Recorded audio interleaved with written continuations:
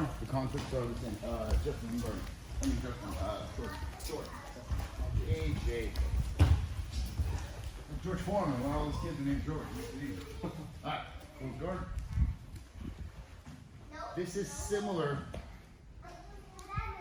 okay, from a collar and sleeve, okay? He's got these short little sleeves here, but even from here, I typically grab more at his elbow, okay? Because I have a more of a pull here than I do here. Because my elbow's already back. He's got more pull because his elbow's straight. Pull, he will overpower my already hyperextended pull. If he pulls back, straightens my arm, now I have a pull, okay? So even if you see it, his arm's more bent, now I have a pull. The problem is that he can pull because now he's got powerful pull. So you go at the elbow and control. Now when he pulls, I have at least the ability to keep him in this control by keeping my arm at a 90. So basically what I'm gonna do is, and I can move my hips, very important, okay? Move your hips a little bit to the right. I'm gonna pull him. I'm gonna push him, left foot on the hip, right knee comes in. From here, what typically happens, this is collar and sleeve, okay? He's gonna wanna pull his right arm out, enables you to sit up. Here, just enough. See how everything coils? Okay, I'm gonna go from the hip to the thigh, okay? And I'm leaning forward. From the hip to the thigh, and I lean forward. Because what I do is I go one, scoop, and this scoops that leg. And you come up, okay, whichever way it may be. Because this pulling hand pulls and then pushes him down. So I can use this as like a tricep extension to get up while the left hand hooks the leg. Okay, because it doesn't do me any good to stay here. I need to control the leg. Because just scooping it here makes it hard for him to get up because he needs this foot on the mat in order to get up. Okay, so one more time.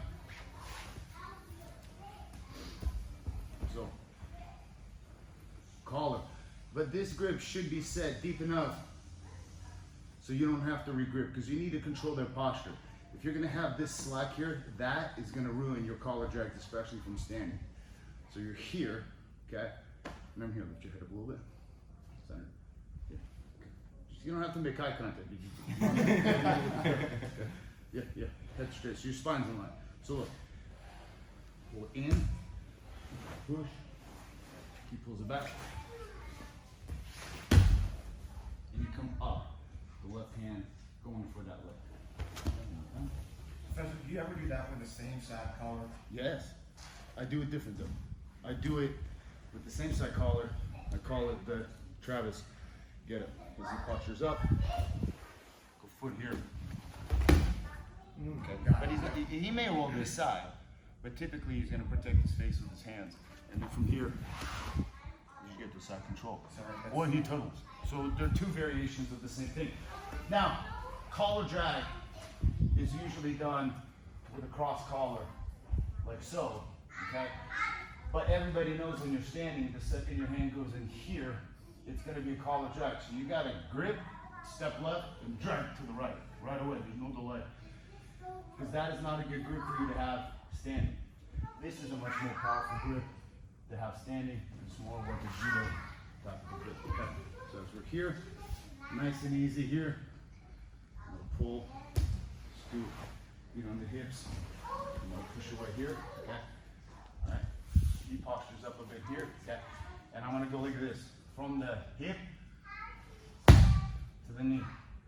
Lean forward. I lean forward because I wanna pull myself forward as I pull him here, and my hand goes right into his knee. Okay, back here.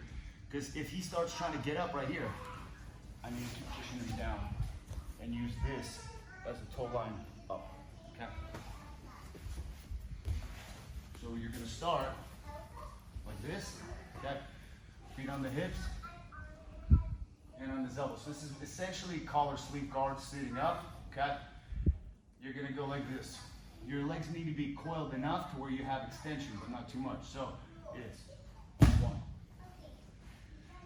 2, 3, and I'm gonna hop from my left hip to my right and pull myself forward. them up like so. Just scoop that leg.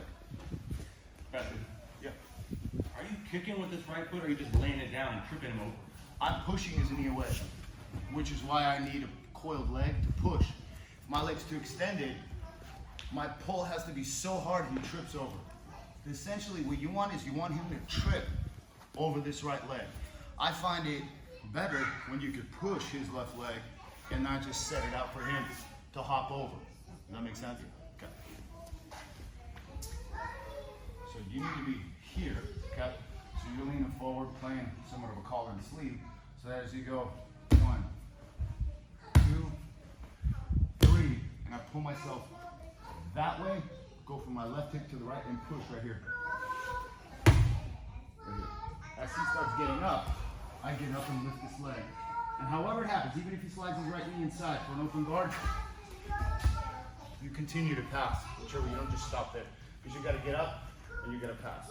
How much are you thinking about pulling yourself forward versus pulling him forward? Or is it 50-50? Is it more pull yourself forward? It's a very good question. So here's the problem that everybody has during a collar drag.